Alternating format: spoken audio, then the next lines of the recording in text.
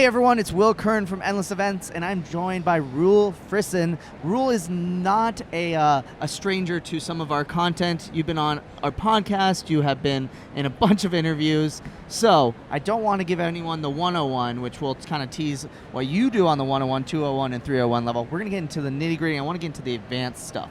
So, you have a partnership with MPI to deliver some amazing content when it comes to understanding how to design your events better, have design thinking involved, and you have 3 different levels, if you're telling me correctly.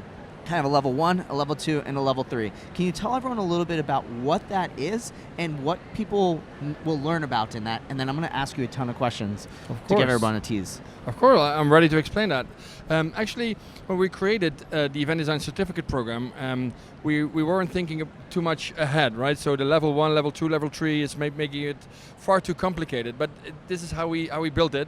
Level 1 is 1 day, level 2 is 2 days, and level 3 is 3 days, right? So it's quite simple, and it's not progressive in terms of you don't need level 1 to come up to level 3.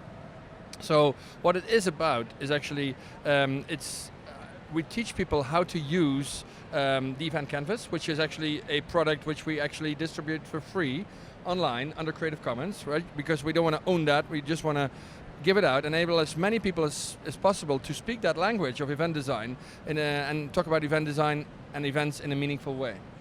Back to the levels, right? So in level 1, it's a 1-day program. We can only do so much and teach you so much in 1 day. So what are they learning? So what did they learn? What did they learn is to understand the model, to appreciate the model, and to work with the model twice, right? One in a what we call a dry run session, where we actually map any event somebody throws in, cool. right? Most of the time that's Oscars or Super Bowl or these kind of things. All of our favorite events. Right? So like very short and sweet to give you actually a gist of what the event canvas is about.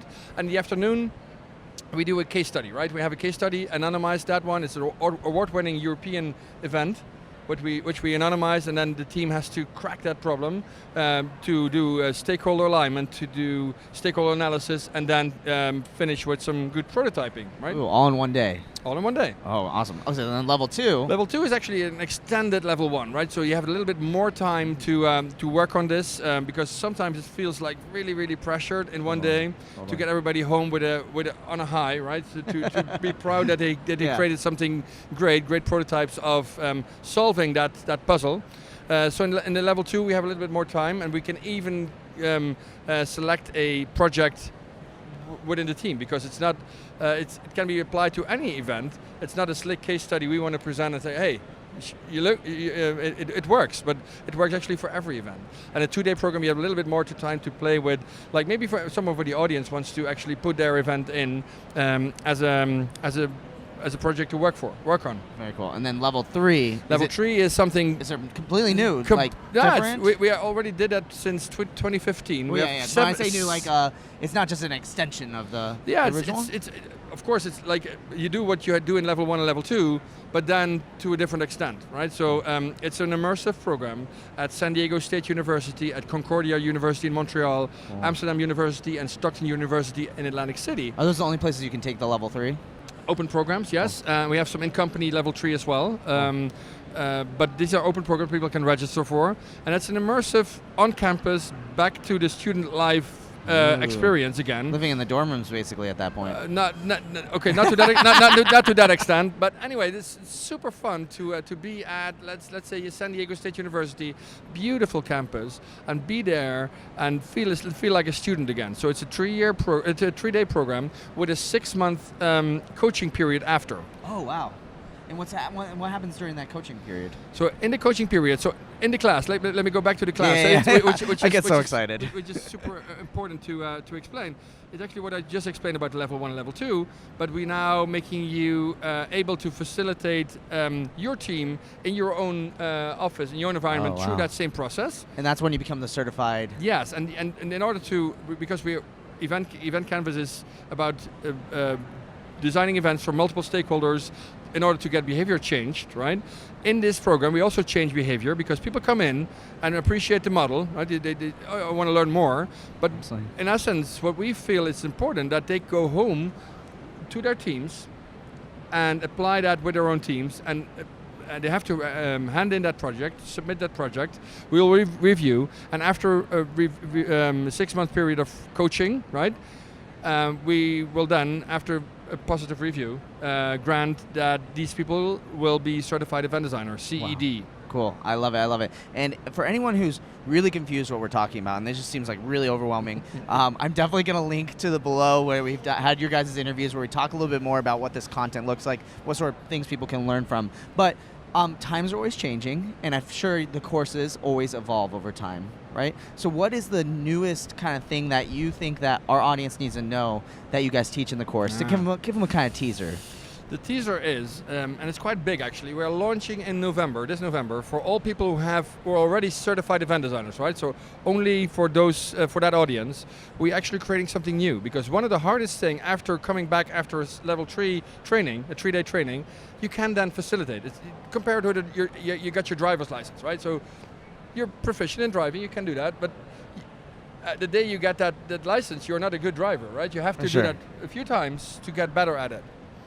So, as evident by every 16-year-old that gets on the road. Exactly. So and that's a good thing. You have to practice. You have to do that on a regular basis. However, it's not like that is the biggest problem. How people leave our programs.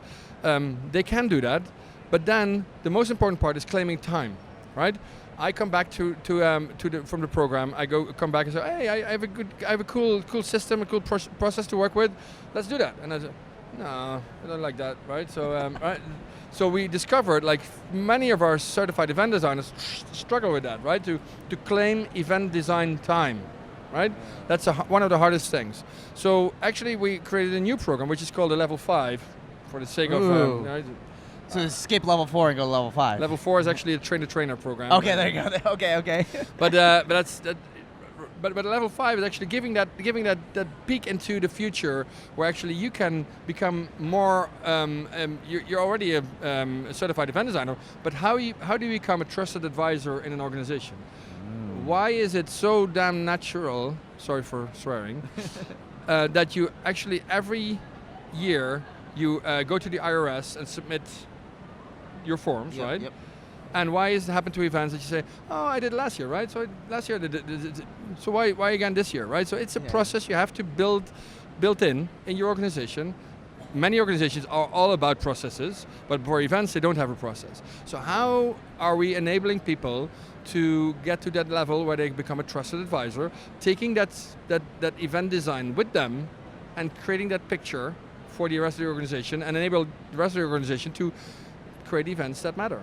That's amazing. And I feel like this is really going to help with a major problem that we're seeing in the industry, which is that a lot of us get paid for execution and the doing of the actual work, right? The actual AV, things like that. Some of us get paid for the design. Oh, I designed this cool stage, this cool lighting setup, but not many of us kind of like get to that strategy level. And this feels like this is helping people push to become more solidified, more credible, would be the right term, for that work that they're doing. So then that way they get the time and then also the monetary budget as well. Yeah, and so to talk about strategy, right? So we make some jokes on event strategy, because a lot of people talk about event strategy, like teenagers talk about sex, right?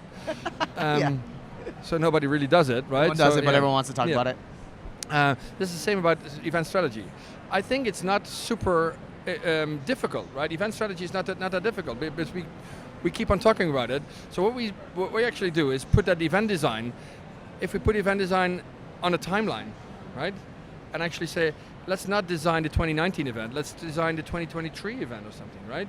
See what we can achieve there and what we can do then in baby steps towards that bigger goal, because then it becomes an incremental change, because the exiting behavior of one event is the entering of the next one, right? You can change much better, and you also can maintain course as an events team and as an organization. I love that. I love actually really doing that future planning and just kind of putting a stake in the ground. I think we're always afraid to do it from a long-term planning strategy to say, 2023 we're going to look like this. But I think you just got to put a stake down, but then you kind of, like you said, course correct along the way. The market's changed. Okay, we realize that's not working anymore. Okay, this format needs to change, and that's where you can implement it. What other sort of tips do you want to our audience to take away when it comes to these courses and why they should take them? Or let's start with maybe just giving them a little teaser into what it looks like. What's another tip that you think that people need to take away when it comes to it? Wow. We have so many tips. But one of the things I can think of is like, when talking about events with your event owner, with the team, with your own organization, try to evolve it to a different level, right? So don't let the briefing be your guide, right? To ask different questions, try to be there before the briefing comes in, right? To influence that process. And actually, also what I think, once we did a very cool process for Heineken, right? So the big beer brewing company, multinational company, and I was there at the factory, right? So at brewery, and we just passed the brewery and we had a meeting upstairs, and the guy said, like, let's do an event for innovation throughout Heineken. Of course, like, so, and then people start like talking like really quickly about budget. So it's 350,000 euros, right? So I said, well, and what do you want to? What kind of proof do you want to have before we go into that? And what kind of design is it? Design, or what do you need?